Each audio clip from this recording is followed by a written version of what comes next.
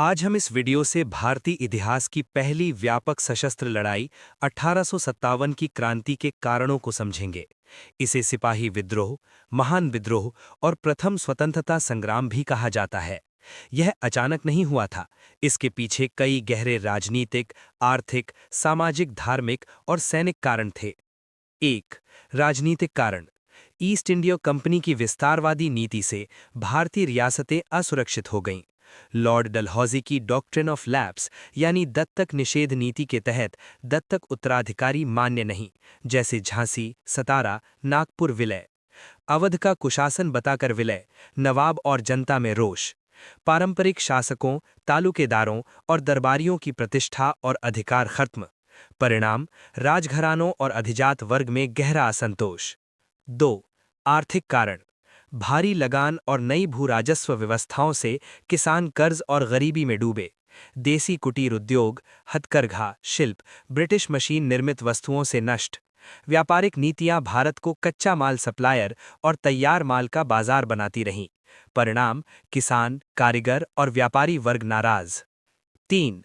सामाजिक व धार्मिक कारण। ईसाई मिशनरियों की सक्रियता से धर्म परिवर्तन का भय। सती निषेध, विधवा विवाह जैसे सुधारों को कई लोगों ने परंपरा में हस्तक्षेप माना। समुद्र पार सेवा जैसे काला पानी जैसी अफवाहों या धारणाओं से सिपाहियों में असुरक्षा। परिणाम, आम जनता और सिपाहियों में सांस्कृतिक धार्मिक बेचैनी। 4. सैनिक कारण। भारतीय सिपाहियों को कम वेतन, पदोन्नति में भेदभाव, नस्लीय अपमान।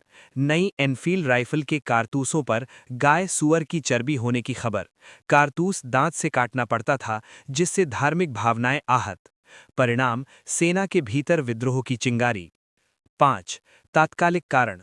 पैटर्न 1853 एनफील्ड राइफल के कथित चर्बी वाले कारतूस का मुद्दा। 10 मई 1857 को मेरठ से विद्रोह की शुरुआत। सिपाही दिल्ली पहुंचे और बहादुर शाह जफर को प्रतीकात्मक सम्राट घोषित किया।